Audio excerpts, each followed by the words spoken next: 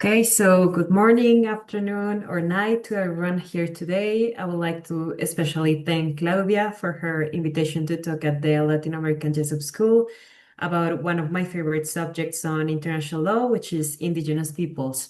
If you have any questions during the lecture, I think it's easier if you leave them in the chat and we can talk about them at the end of the session. So I can quickly talk about the topics, and at the end we can answer your questions. But in case you forget about them, just write them in the chat.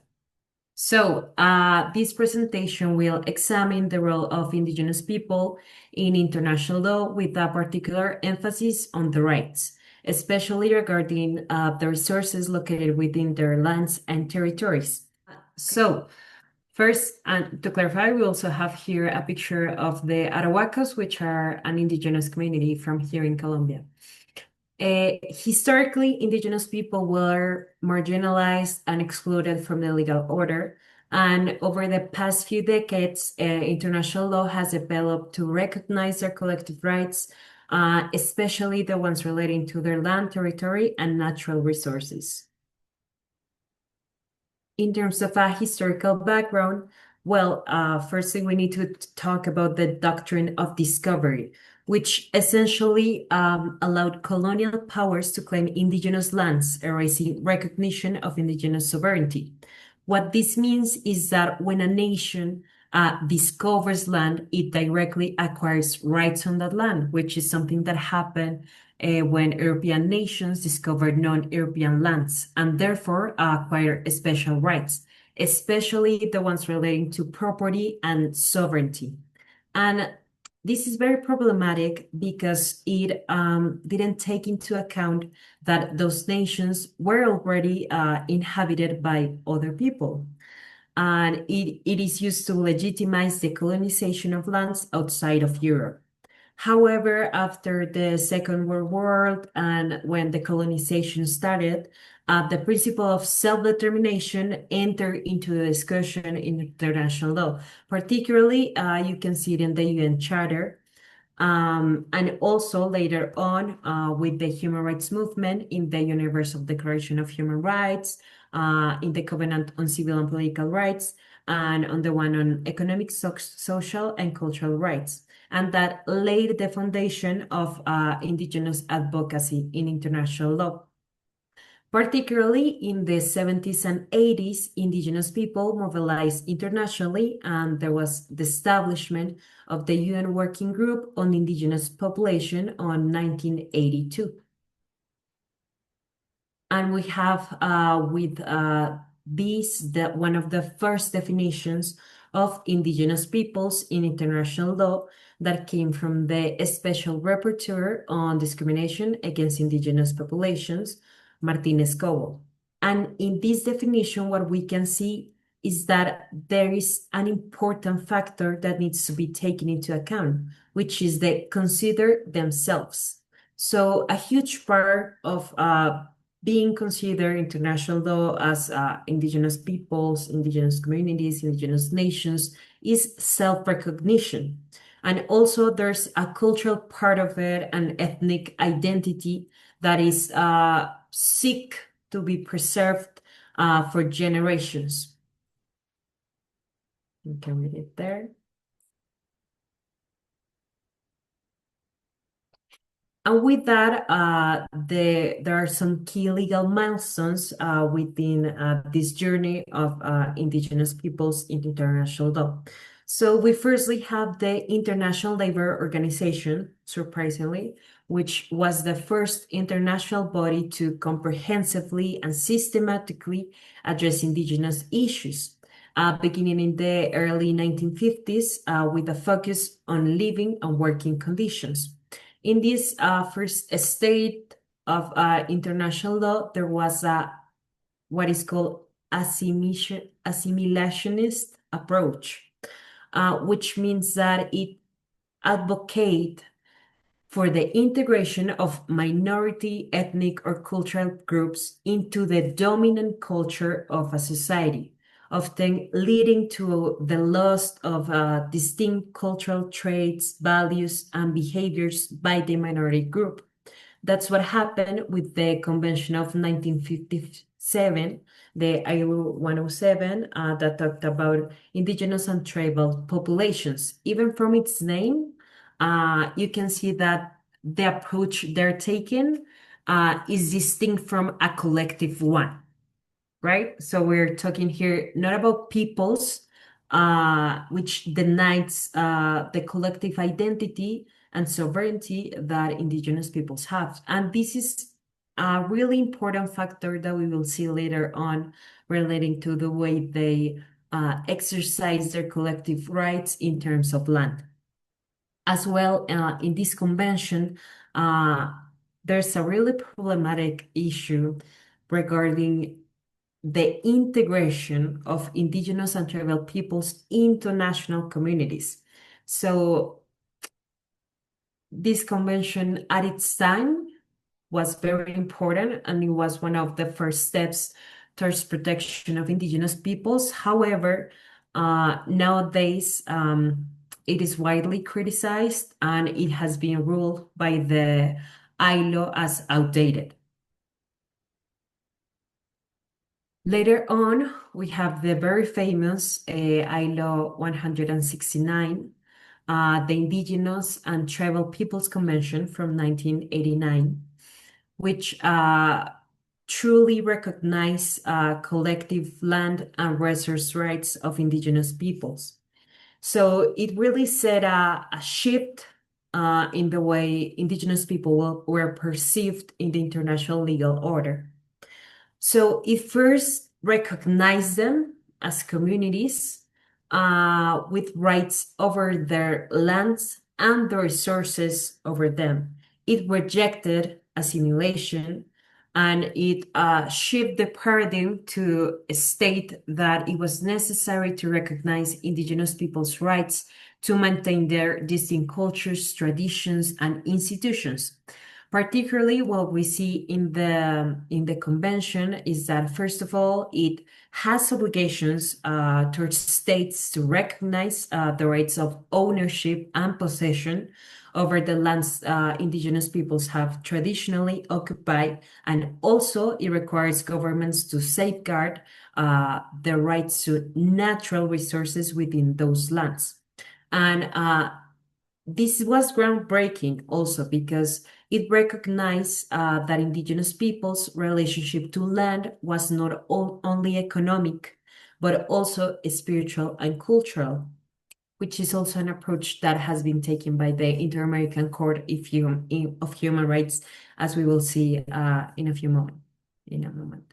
And also, something really important from this convention is that it brings the obligation of states to consult indigenous peoples whenever legislative or administrative measures are going to be taken that might affect the community. So this is the first approach of towards the need to consult indigenous people. We're not talking here about consent. At this moment of time, it was only necessary to consult them. But this was very important because it was the first binding recognition that indigenous people need to have a voice in decisions about development projects or any type of measure that could affect them. And although till this date, it has been only been ratified by 24 states, mostly in Latin America and some Asian countries, it serves as the legal backbone for indigenous rights claims globally, even in countries that haven't ratified. Later on, we have the United Nations Declaration on the Rights of Indigenous People in 2007. Also, it is called the UNDRIP. So, although the UNDRIP is not a treaty, it is of law, is in principle non-binding. However, it carries a strong normative weight because of its overwhelming adoption and the way courts and UN bodies have increasingly referenced it. It has some really important provisions concerning, first of all, the right of self-determination, which encompasses the right of peoples to freely pursue political, economic, social, and cultural development. And also, it brings the free, prior, and informed consent, FPIC, that is necessary before approving projects that affect indigenous lands or resources. So what we saw before in the ILO 169, it was that it was necessary to consult indigenous people. But nowadays, what we have here is that it is not only necessary to consult them, but also to obtain their consent. And this is a matter that, as we're gonna see, has been really been contentious in international law because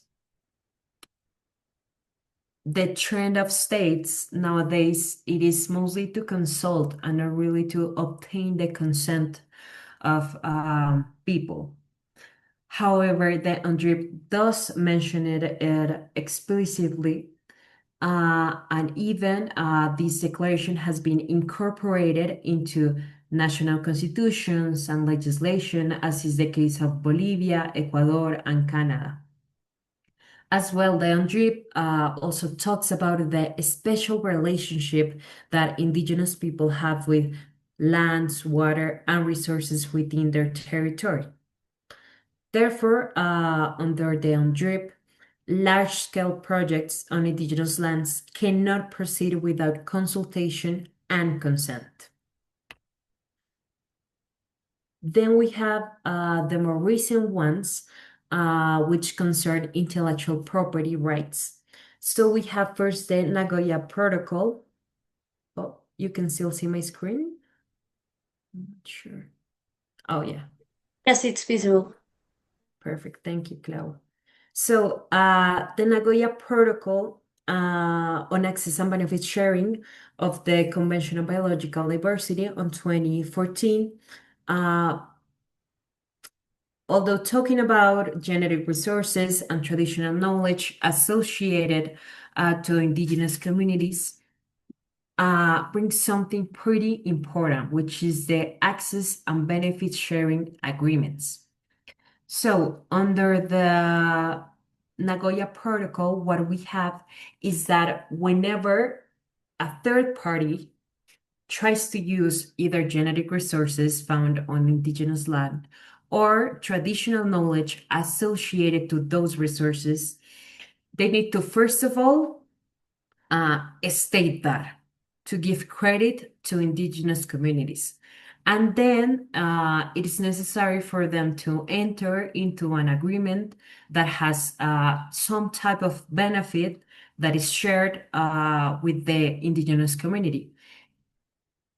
It doesn't have to be only money. It is also possible that there is transfer of technology, that there is collaboration in the research of certain issues or matters. But what we need here is to compensate indigenous people for their knowledge or for the use of their resources.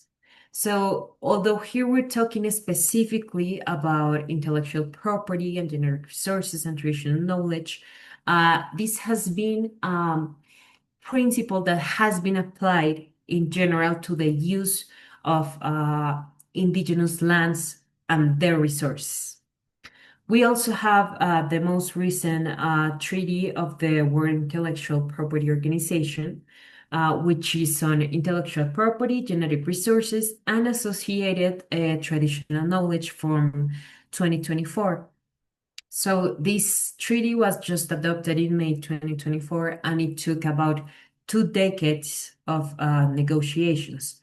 And the treaty is significant because it acknowledges that indigenous knowledge and their resources cannot be freely appropriated.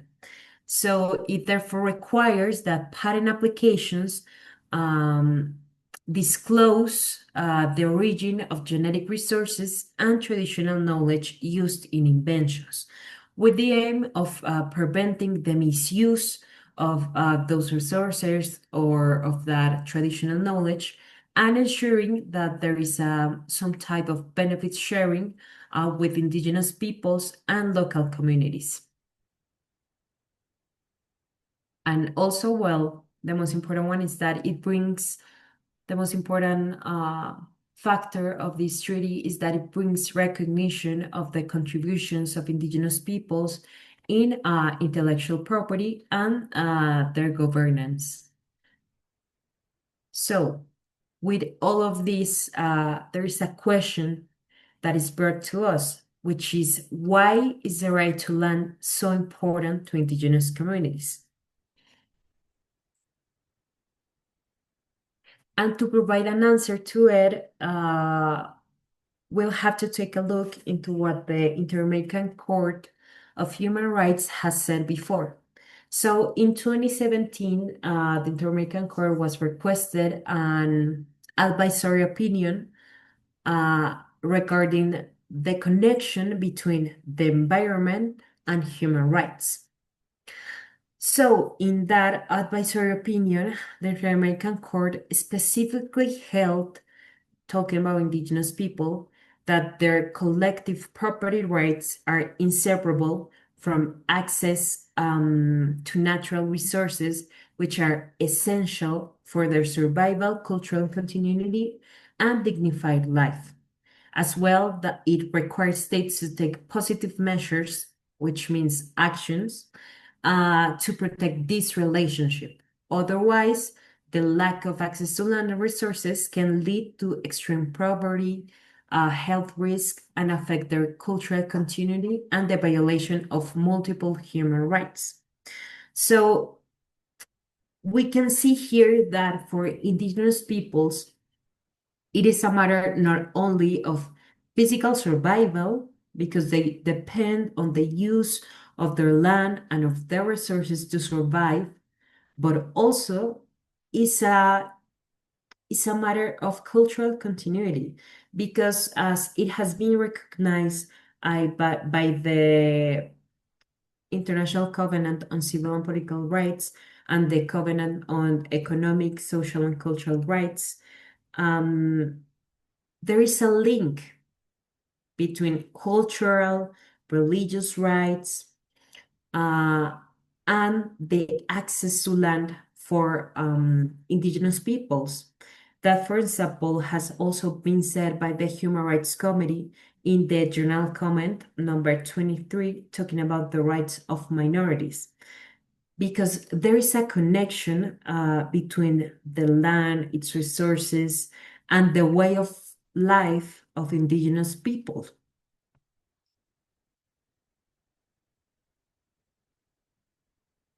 And we can see it even further in some landmark cases also taken by the Inter-American Court of Human Rights. So we have in 2001, there was thinking the court recognized the collective property rights of indigenous communities over their lands, even if the absence of formal state title.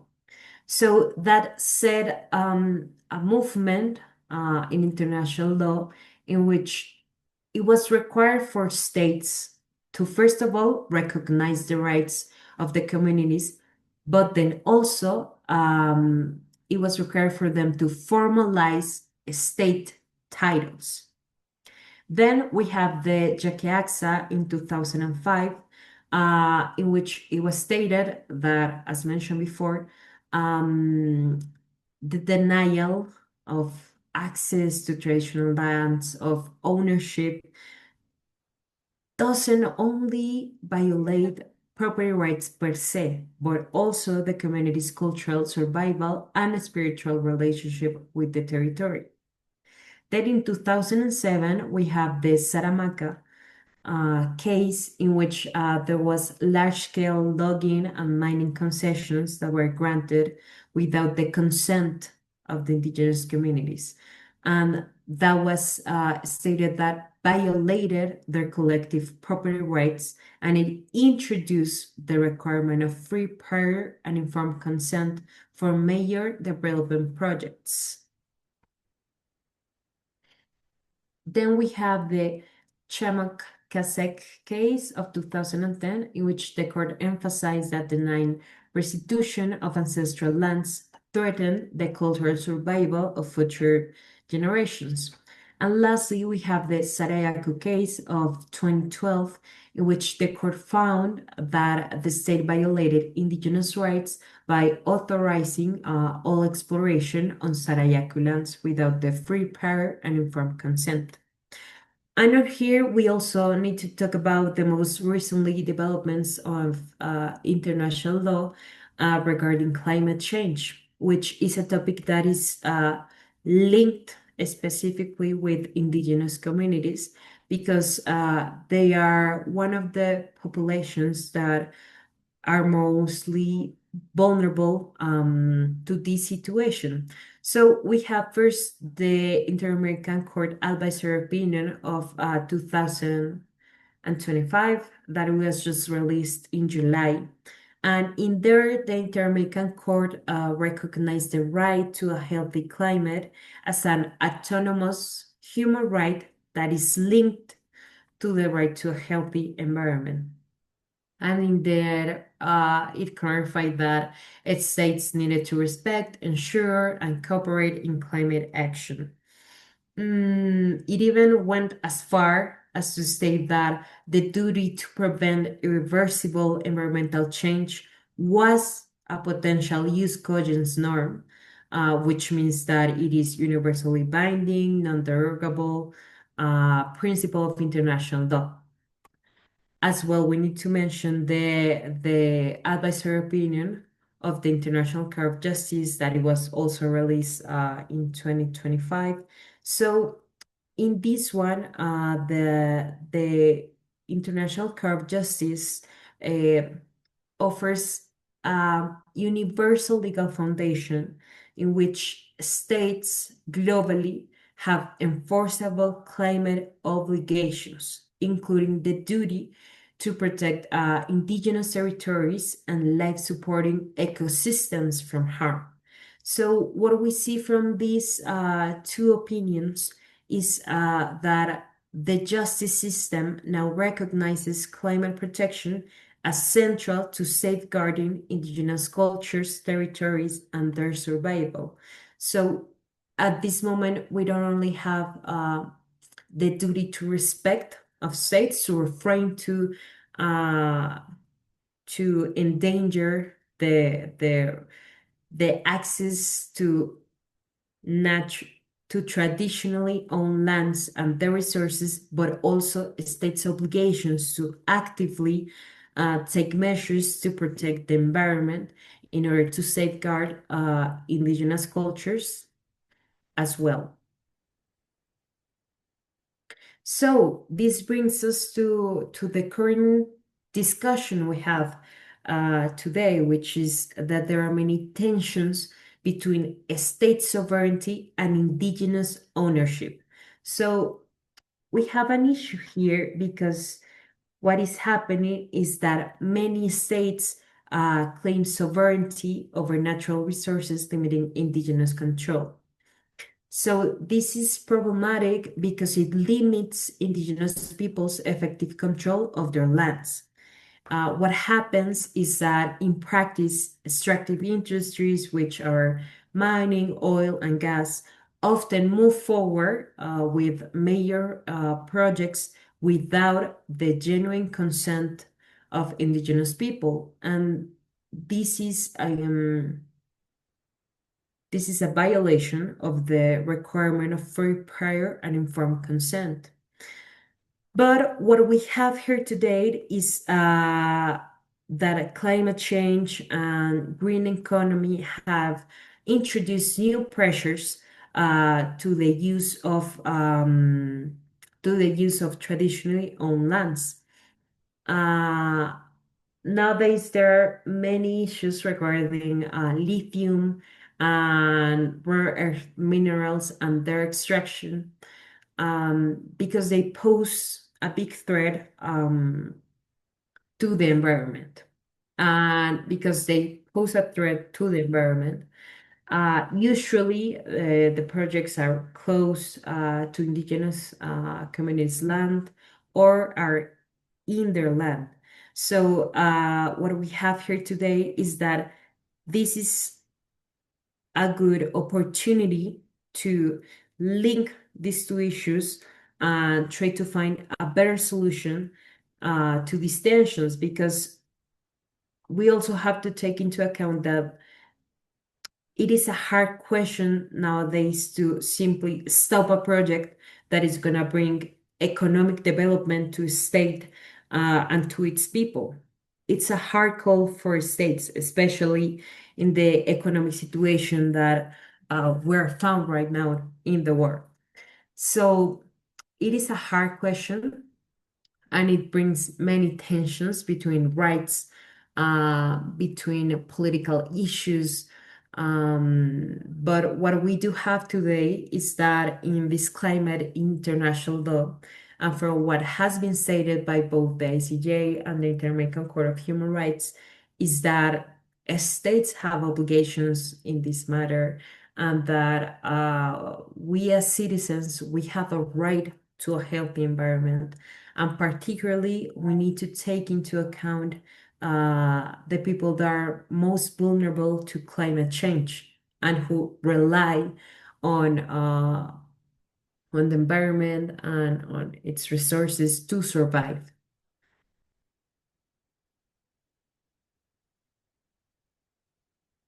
So from what I'm seeing today in this climate of international law, is that it is important, looking ahead and for the future of Indigenous rights and international law, that we rely on several key steps. So first, we have the need to strengthening free, prior, and informed consent, so it becomes binding and not just symbolic, which is what we're seeing from today's practices. So I would say that in order to strengthen it, we need to create a specific legal standards to comply with it, because it is really hard to guarantee that it is not only free, that it's prior, that there is genuine consent from the people, that they understand what is happening, that they are told the truth about the project or the measure that is going to be taken, that they understand that, and they actually provide consent by the authority they deemed relevant. Secondly, we have ensuring that there are benefit sharing agreements in place when extraction does occur, because, and this happens also not only to Indigenous populations, but even to any other community, which is that whenever the state requires our land and there is, let's say, expropriation or a use of it, there is some type of compensation for it. And this applies also to Indigenous communities. Then we have international cooperation and monitoring. So, as everything with international law, it is required for the state's will to seek to comply with these standards and to monitor that the operations of private parties within their states comply with them as well, because states also have a duty to prevent the violation of human rights and to have some type of due diligence in these matters. And lastly, we have placing Indigenous communities in leadership roles with global environmental governance. And this is something that we're seeing mostly recently, which is that Indigenous communities used to not be considered even as actors in the international law realm. But nowadays, even for the treaties that I mentioned before, the last ones, the 2024 of the WIPO, there was participation of Indigenous peoples there in the negotiation of the treaty. And this is pretty important, because it is necessary for the people who are going to be affected by a specific treaty, by a specific set of rules, that they are there to make their point heard and their visions listened as well. So this is really important that they are also in the decision making of all of this.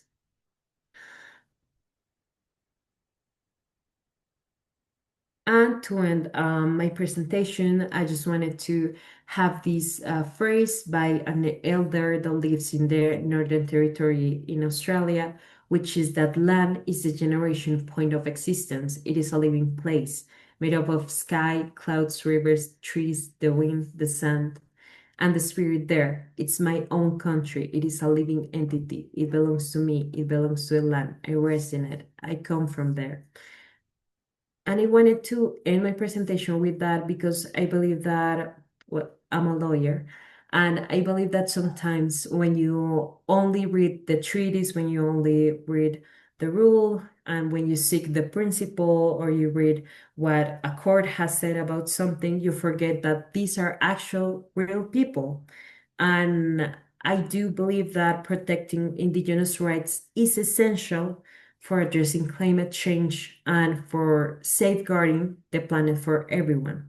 So I believe that it is important to for policymakers, for decision makers in states, that they take into account the special relationship of Indigenous people with their land, with the resources, the importance of the rights, that is taken into account when deciding major projects that might affect them, because their survival, their cultural continuity is also important.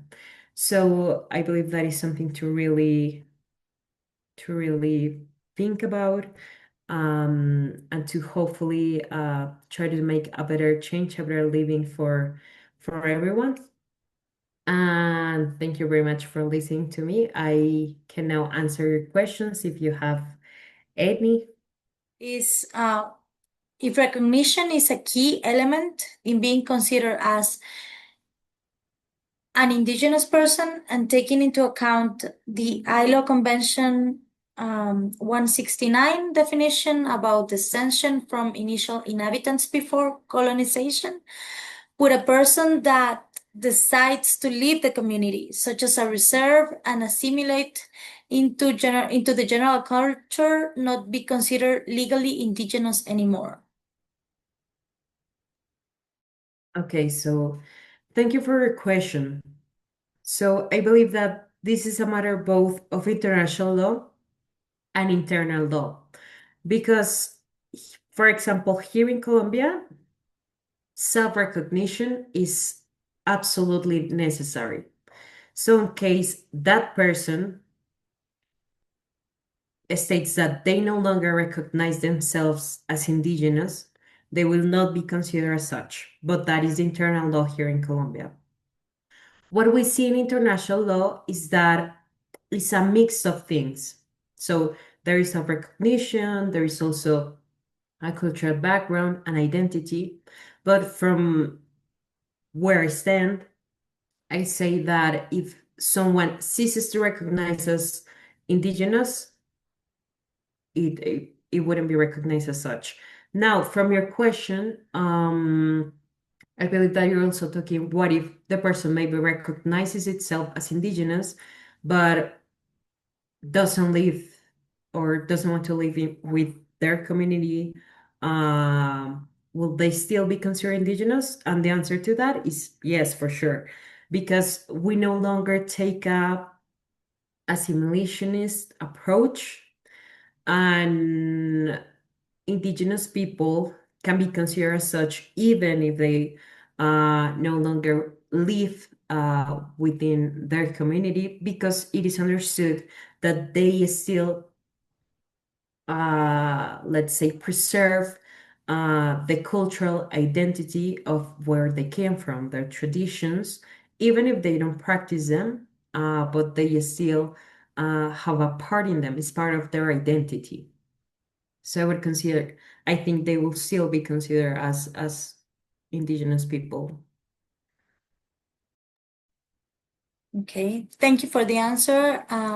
Second question is, what does obtaining consent looks like in the context of Indigenous people in international law? How is it different from consent?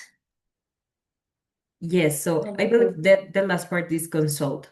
So it is really different because from what we see in the practice, and this is conducted by each state, the way they seem it appropriately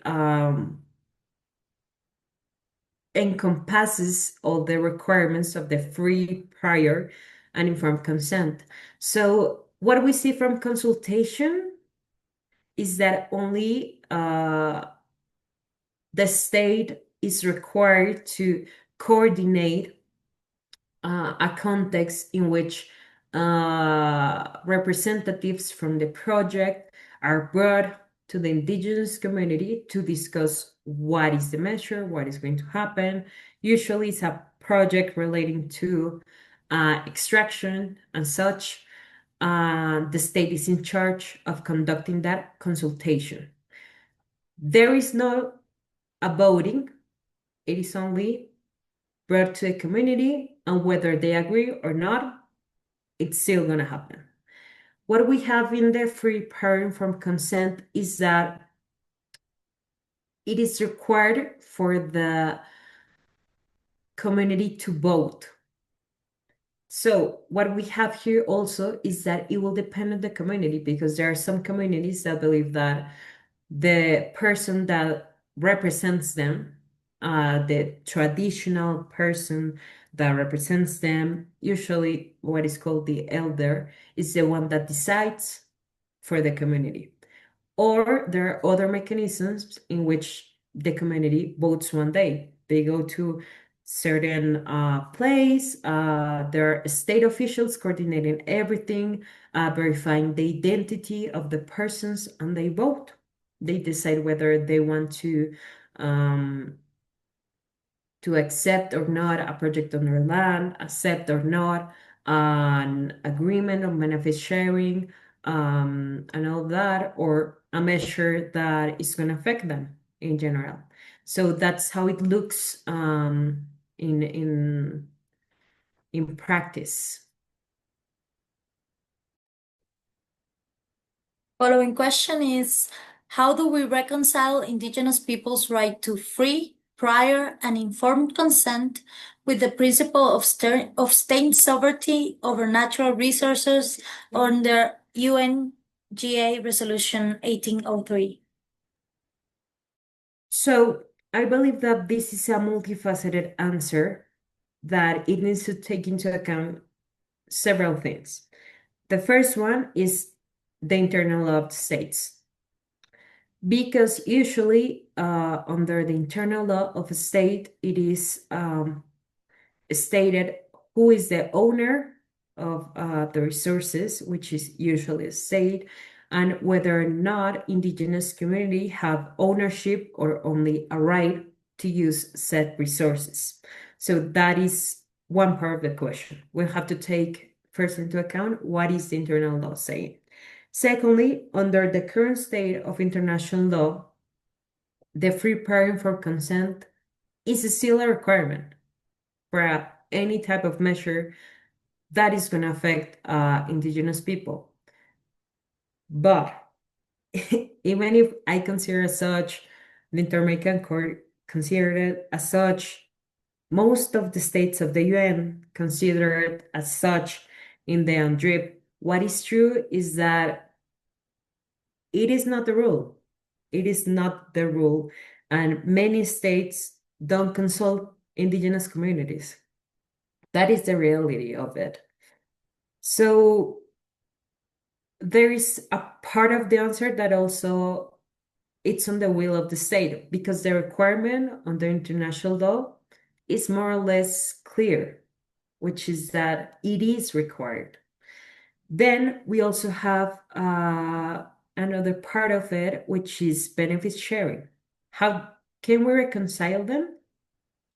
Under benefit sharing agreements, because under these agreements, we can provide some type of compensation to the communities while also recognizing that the state has sovereignty over natural resources. But this is also complicated because in order for there to be an agreement, the indigenous community will have to agree with that. So that one is harder when an indigenous community is not interested on it, or the state is only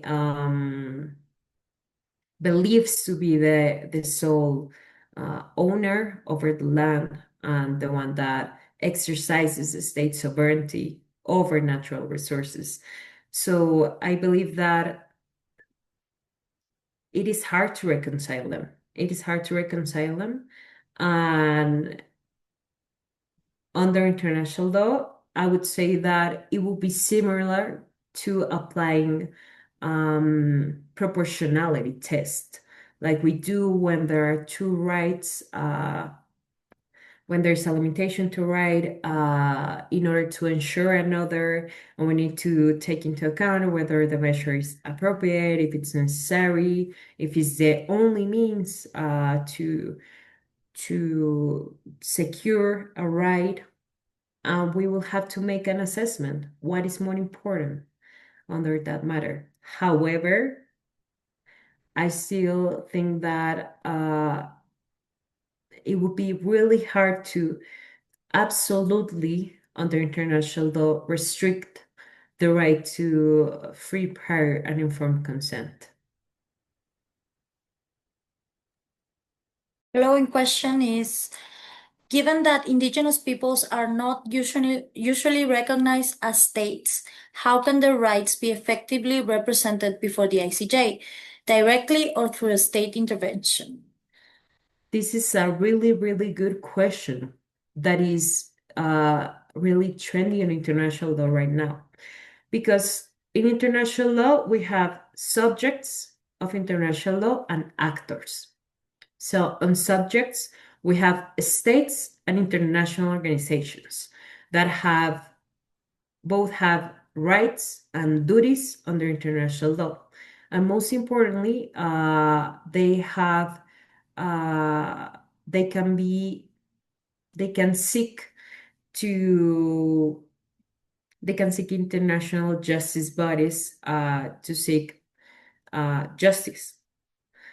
However, we have the other part of it, which are actors, which are NGOs, some might say indigenous communities, people, or others that are in between those two categories. So, how can the rights be effectively represented before the ICJ? The only way that I can think of is through diplomatic protection. So we know that before the ICJ, only states can bring claims over disputes they have with other states. So us as people, we cannot go before the ICJ. So that would be the only way that a state has the right to bring a claim in representation of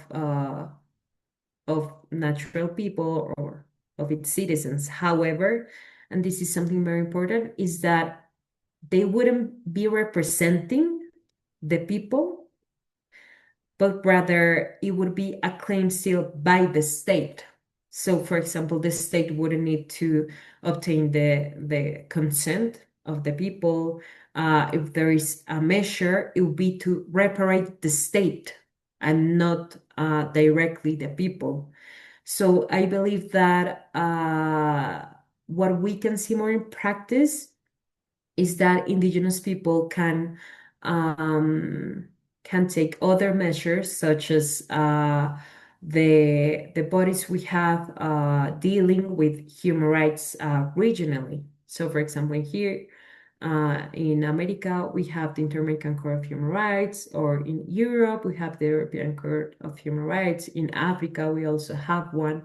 So that would be a better way to have direct representation. And also, we have other bodies which are semi-judicial, For example, with the Human Rights Committee, they can, let's say, I wouldn't say bring justice to a claim, but they have a political role uh, in seeking reparation when there's a violation of a human right. So that would be also a possibility, which is not as judicial, but it's still really important.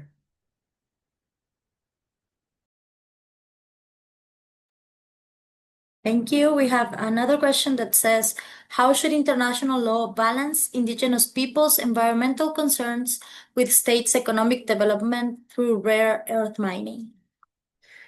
So I would say in here, this is the main question we have right now, not only us, but states are asking themselves that question because, as I mentioned on the presentation, um, we also need to take into account that mining is the backbone of many economies of many states, and they rely on that. How do you balance that? This is a technical and political question and also legal one. So I would say that in terms of environmental concerns, we already have some measures to protect the environment. We have the requirement of environmental studies on the impact that major projects will have in order to assess whether they can happen or not. So that is a requirement that is of a technical nature. And then I would say a political and legal one is that there needs to be due diligence by the states in securing that the affectation that is going to happen to indigenous communities and their land and their resources um, is minimal, and that they are part of the decision making because it's the requirement they have. They should, as your question says, try to balance both concerns because they are both valid, they are both important. Um, but I would say that in any case, from the state, there needs to be that will to comply with international law and with the requirements both under environmental law and also under human rights law. Following question is, given that indigenous peoples are recognized as peoples under international law and are directly affected by treaties on land, resources, and human rights, does their exclusion from treaty-making processes violate the principle of self-determination? That's one question. I don't know if I do the other one or the other one is, should international law evolve to grant indigenous peoples participatory or co-drafting rights in treaty negotiations?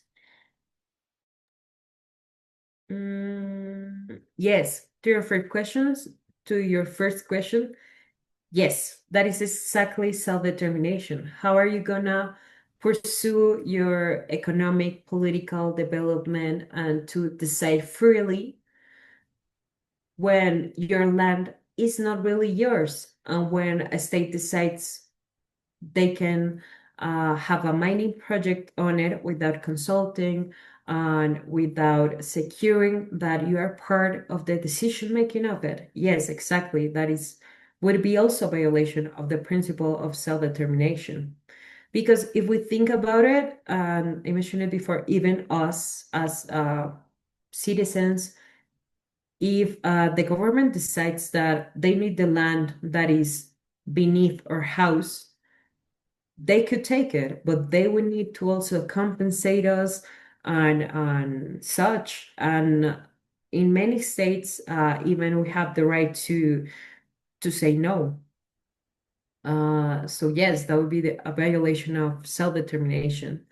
And to the second question, I think yes, but then also we don't know what international law will evolve to.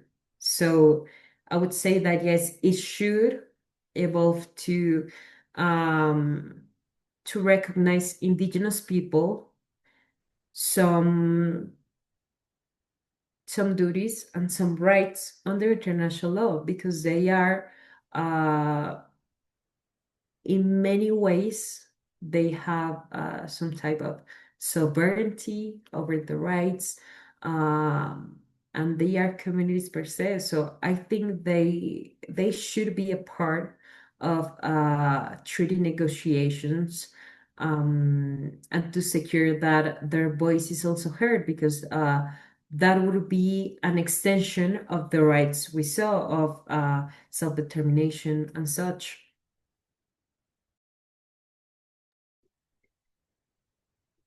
Following question is, how should courts weigh indigenous customary law when it conflicts with state national law in natural resource exploitation cases?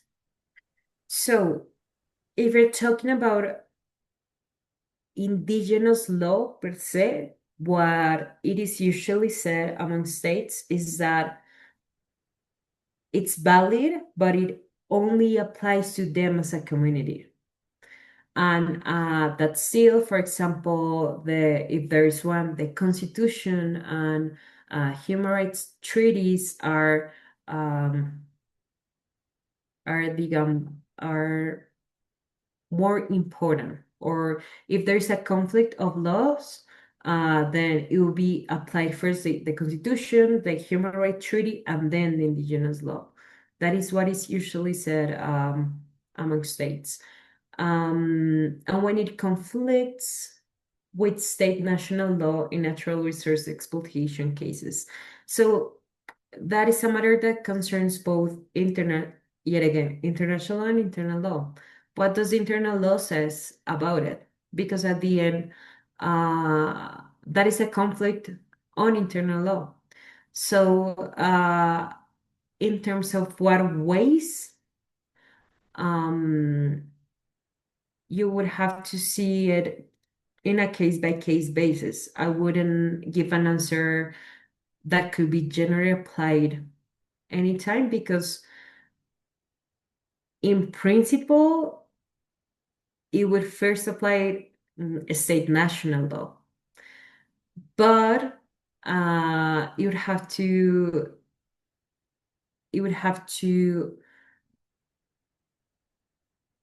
under international law take into consideration and consult indigenous people. So I would say that that is also a part of it because we cannot forget about the need for free, prior, and informed consent over measures that could affect indigenous people and also their natural resources. So that would also have to be taken into account. And also how you're asking, how should courts wait? It depends. If it's a national court, well, a national court can only apply their state law. It can apply indigenous law. And if you're talking about international law, then the considerations over internal law will not be applicable. And then they would have to take into account whether or not the international law standards were complied with or not.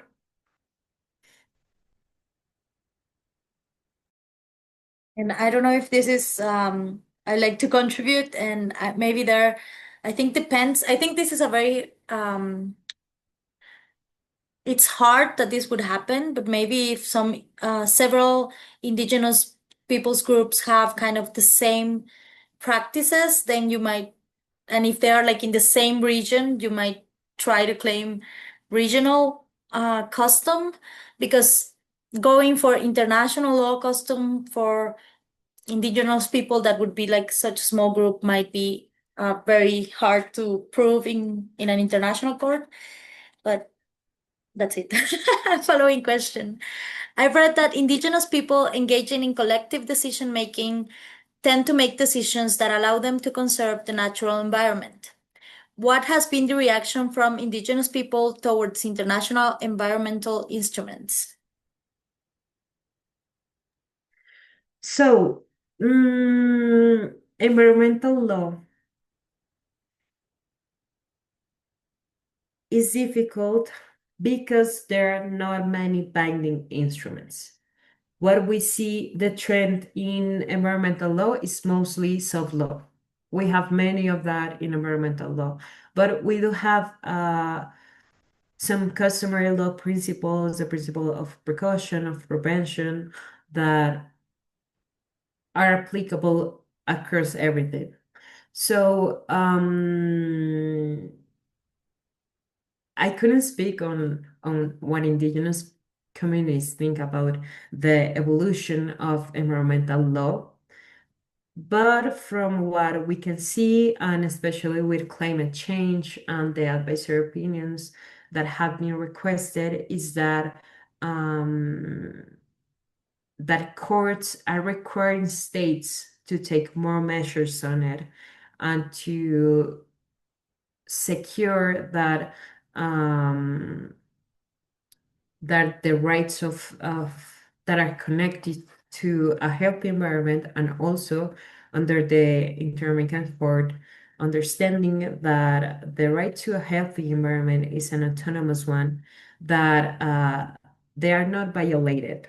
So I would say that we have a trend right now towards bringing more duties to states, um, people more rights in terms of the environment. So I would say it's a good trend. And also, what we see from international law is that indigenous communities are being really have been really taken into account during this issue that specifically addresses them. So I would say that from what it seems, um, there seems to be a good place right now for indigenous communities. It's not the best, it's not ideal, but it's better than from what we've seen before. Following question is there a separate obligation to comply with the consent obligation under the Nagoya Protocol and CBD? Yes, so what we see in the Nagoya Protocol is that there is a requirement for free, prior, and informed consent when there is a use of genetic resources and traditional knowledge associated to it. So there is a separate obligation. I think, no, I don't remember the article. I was gonna try to guess it, but I don't remember the article. But the drafting of the protocol states it very clear as such. Genuine consent. So that has different elements to it. So one of them is that the project or the measure that is going to be taken by the state or by a third party is explained to the community, and that is explained with the truth of it. The impact is going to have, is there, even if there's going to be an impact, how it's going to affect them or not, and that is the truth. That is really important, because what could also happen is that indigenous communities are not told the whole thing. They're not told the entirety of how the project is gonna affect their water or their resources. So it is important that, first of all, the state and the third party explain what is the project or the measure about. And secondly, that they are not coerced towards a decision or another, because that could also happen.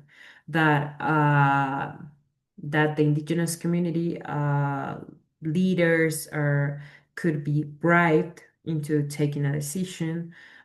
So then there wouldn't be genuine consent. So it is important that uh, the community and their leaders understand what is happening, that they take a decision on it with what they know, and also if it is necessary that there is some type of compensation from uh, if it's the use of the resources or some type of compensation for a measure that is going to affect them. And the last one is there an obligation to renegotiate a peak in every new Um, contemplated? First, I think first it was how Right? we should understand genuine consent. I don't know if you addressed it already in the Yeah, answers. So the other yeah, one yeah. is there an obligation to renegotiate the FPIC in every new contemplated use of resources outside the original agreement? And when should this commence? Yes. So if there is a change in the agreement, then in order to comply under this on with the standards of free, prior, and informed consent, yes, it will be necessary to renegotiate the agreement because it will be a new one. And then when should this commence? As it is said, the free, prior, and informed consent should be before the measure is taken. So usually what happens is that before the project starts, before the state gives it's okay to go with it, they need to conduct the consultation and obtain consent from the community to do so. In light of Article 32 of UNDRIP, how should we interpret the scope of FPIC in extractive projects? Does it amount to a veto right for Indigenous peoples, or is it more of a procedural safeguard? Okay, so how we should interpret. So that is the exact question that we have in international law. It depends on who you ask. Human rights tribunals, bodies tend to be more protective and state that yes, it is a veto right. But from what we see from states' practices is that it is not a veto, that the project might continue without the consent of the community, and that it is more of a procedural safeguard. So I would say that there is not a consistent practice under international law. Under the United Nations Declaration on the Rights of Indigenous People, I would say that it is a veto right, that is what is guaranteed. What is the problem? What is the issue with this declaration is that it's soft law. In the end, is not binding upon states. So I would say that you would really have to take into account what is the practice of states and whether it could amount to one that is considered to be custom custom under international law. It could be, but I would say that the practice is not that uniform. Following question is, what is the relationship between the ICJ and the Inter-American Court? And second question, are Inter-American Court cases just subsidiary means for the ICJ? Okay, so the relationship, I would say that the Inter-American Court only deals with the American Convention on Human Rights and other really specific treaties. The ICJ, as we know, has jurisdiction and competence upon any issue of international law that is happening between two states. So the relationship with that is that the ICJ might use the jurisprudence of the Inter-American Court as a subsidiary mean. Uh, from what I remember, I don't think it has till this day. I don't think it has. And I mean, it's difficult because the standards they use are really different, and also the sources in which they rely on are also really different. As well, another issue in the relationship is that in the Inter-American Court, we're dealing with a victim and a state. That is different from states' disputes, direct. So I would say that it is not as close as one would think. But yes, the cases of the Inter-American Court could be used by the ICJ as subsidiary means, taking into account these differences.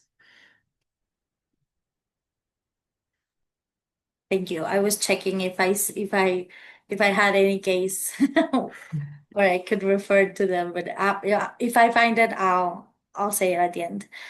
So following question is if the ILO Convention 169 allows states to use national laws and regulations when FPIC is not given to still move forward with relocation pursuant to Article 16.2, why is FPIC highlighted? And does it mean it's not binding to get FPIC? And can all states argue that they did follow in the indigenous representation and regulation? And last follow-up question is, has it happened in any international cases that a state was able to not get indigenous consent just by following internal standard? Okay, so I'm just checking the article on the ILO 169 because from what I remember, under ILO 169, a fee is not required for preparing informed consent. It is a matter of consultation. And yes, the ILO 169, I'm gonna take into the article which states that con su consentimiento libre informado de cabo concurrente. Yes.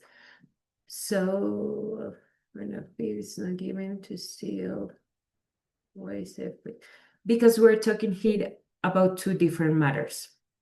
We have relocation, and then we have the use of natural resources and land.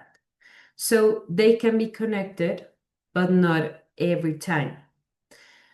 Under the ILO, people, the first requirement that the ILO states is that they shouldn't be relocated from their land. However, if it's necessary as an exceptional measure, it can be done so by the state. So what we are seeing here is that there is a situation that requires people from being relocated from their land. And we have the other scenario, which is that the land is going to be used to exploit a natural resource, or that the land is in general going to be used. So what we would have to think about is that an exceptional measure that the state requires the land and therefore they would have to relocate the community? I would say that the threshold is higher than that. So it would be on the state side to prove that it was absolutely necessary to relocate them, and that it was not trying to not comply with the consent that was necessary from the people and to take on a project. I would say that that threshold will be different and that it will be hard for the state to prove that. In this case, there is an exception to the consent of the people, yes. But I would say that it is really restrictive because, firstly, states should not do it. And secondly, what is stated in the convention is that even if a state does so, it could only do it under as a exceptional measure. So I would say that the threshold is very high and that this is only an exception of free, prior, and informed consent. Because from what you're saying there, yes, I would say that a state could use this as a way to not comply with the requirement of free, prior, and informed consent. It could happen. It could happen. I would say that this opens a window to it, but yet again, it will be on the state's part to prove what is the measure.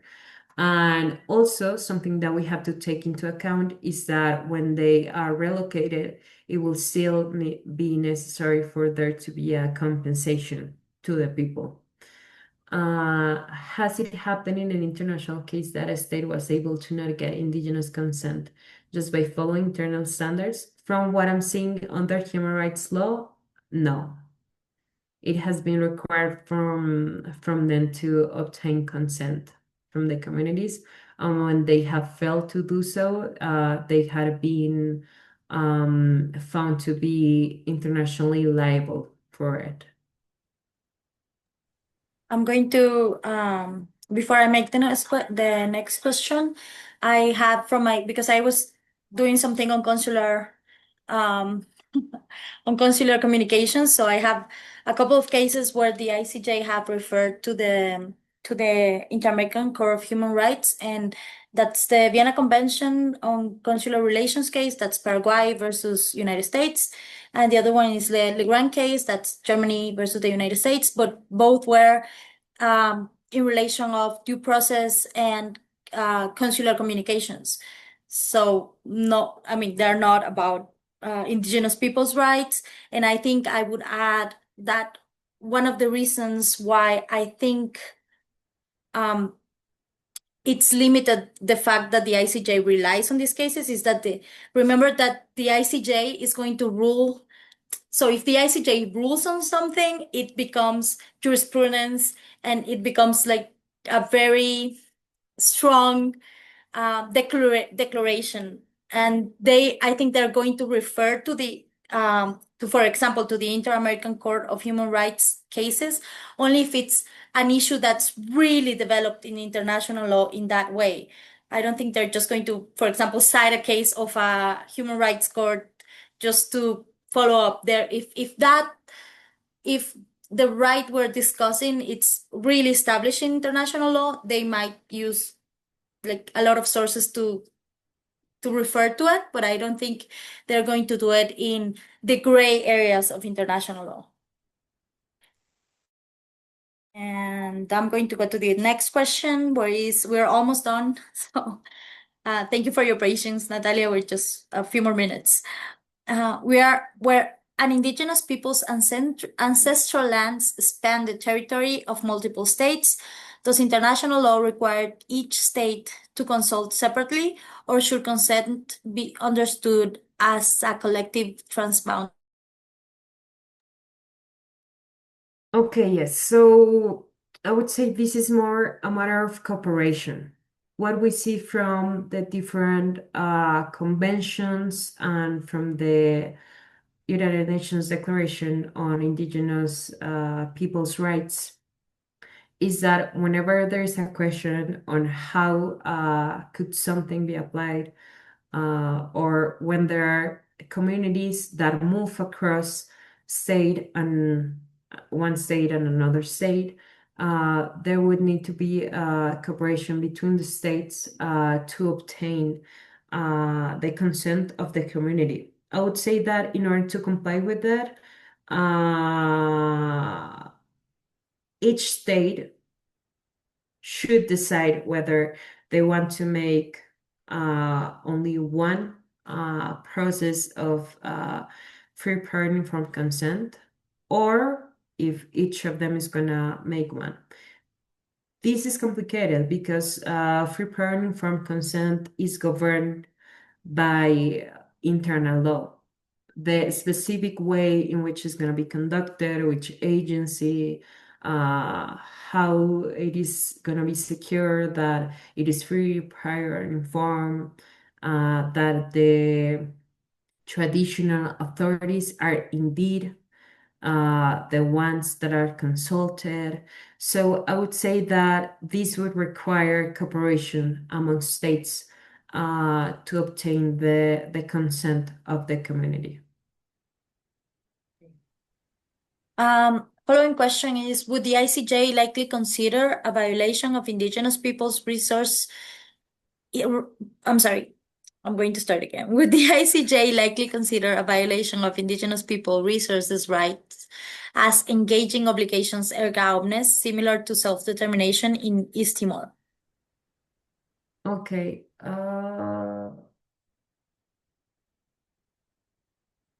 Hmm.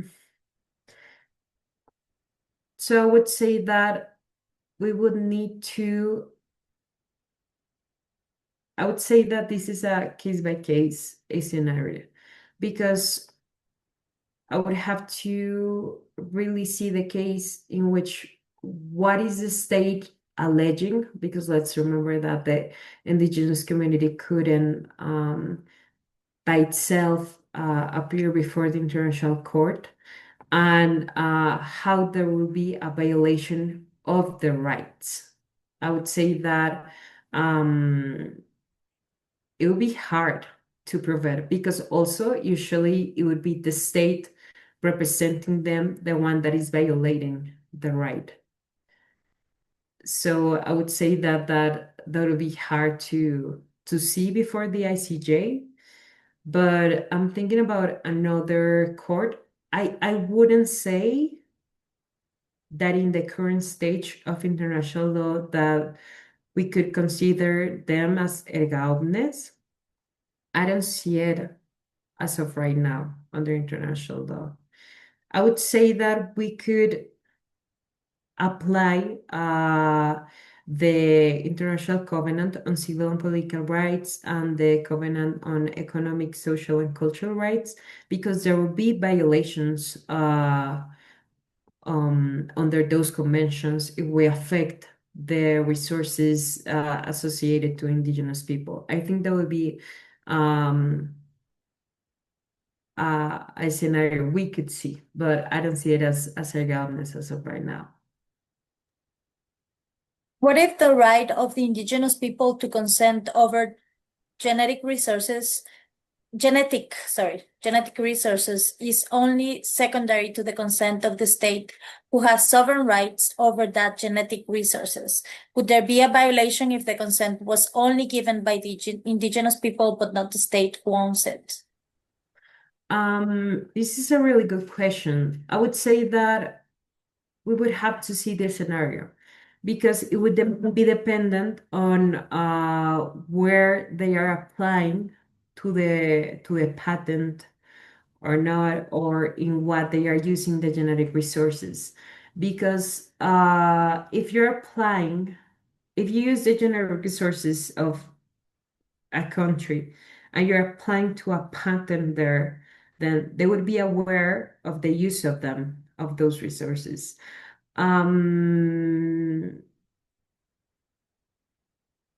If you're applying to another state, then the state wouldn't have knowledge of it. But usually, from what we see in internal law, is that there are requirements to access to genetic resources in general, and they are more of an environmental character.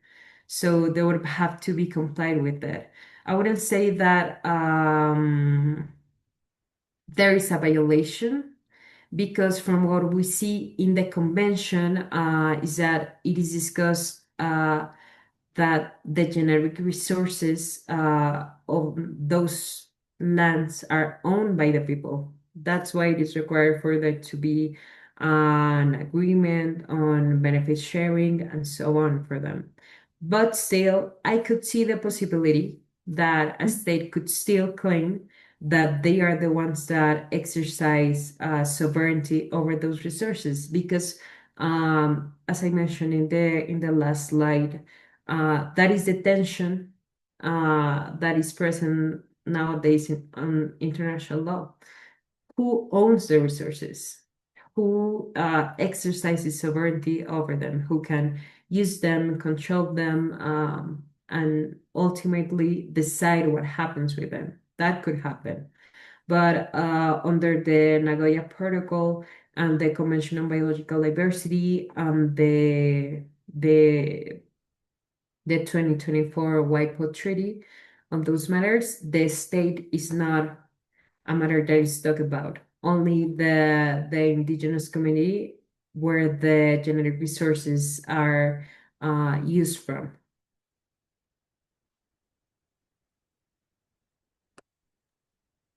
Okay. So next question is, can the opinion of indigenous elders be considered as consent if the majority is against it? So a key element in indigenous communities is that they are the ones that decide who represents them. So this would be a matter that would have to be governed by the internal law of the indigenous community. They would have to decide who is the one that represents them. If it's the elders and they decide something, that's it.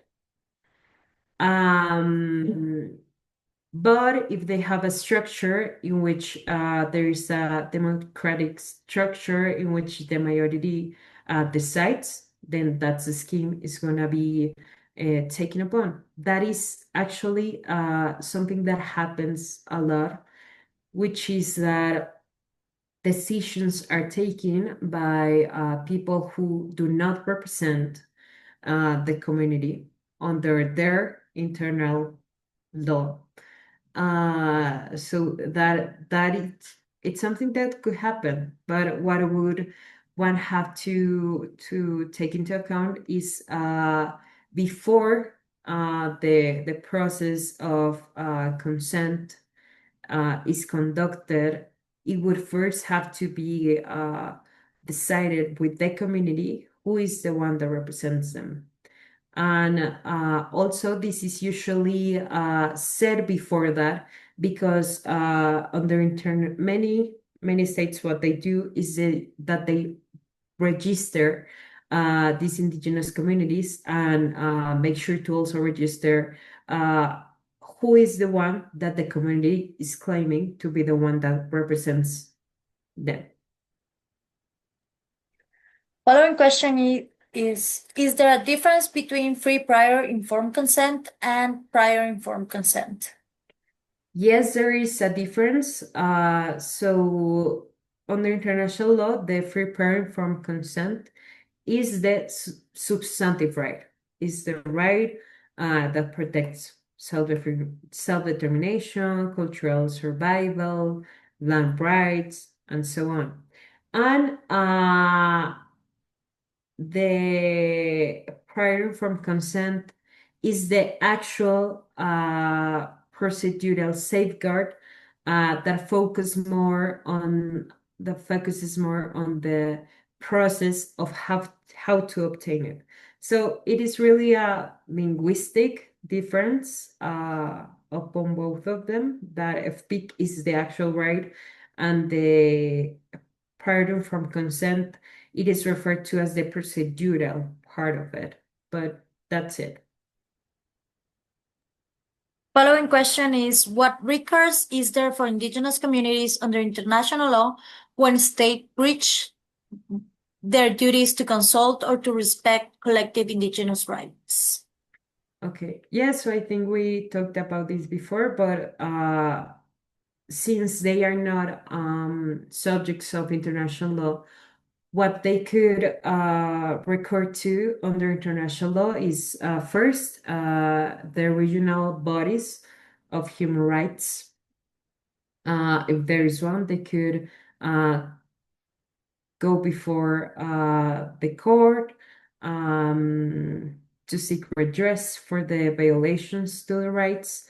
Or another way of doing it is with these semi-judicial bodies that several treaties have, such as the Human Rights Committee, seeking redress for the violations to the rights. And also, that is under international law, but they also have their national courts to seek redress for the violations to those rights. And our last question is, you refer to various international instruments. Which of these could actually be considered binding before the ICJ? Taking the 2007 UN Declaration as an example, it has broad state support, but could we invoke FPIC before the ICJ? Could it be could it be reasonably argued that it has crystallized into customary international law? This is such a Jessup question. Eh, so this is exactly what you have to, I think, argue in this year's Jessup. I would say yes. The declaration is not binding per se. The only way is that you would have to prove that is customary international law. And I would say till this date, there are some articles in which the practice is uniform, and you can see in other binding instruments, such as the ones I mentioned, the ICCPR, the ICSER, that also talk about self-determination and the content of it, that one can say, yes, it has been crystallized. But the threshold of free prayer from consent, I would say that there is not a uniform practice of states. That I would say that it would be hard to prove because, yes, I mean, the declaration had much support on the General Assembly, and many states have introduce that declaration into their internal law of their state. But there are others that don't believe that the threshold should be that high of almost a veto. So I would say that it's something that it's there to prove that there's room to provide an answer in one way or the other. I think that that is the probably the challenge of the Jessup this year. Thank you. Well, thank you to all the participants. Thank you, Natalia, for your time, for doing this for us. And it was really a great talk and very enlightening. So thank you so much.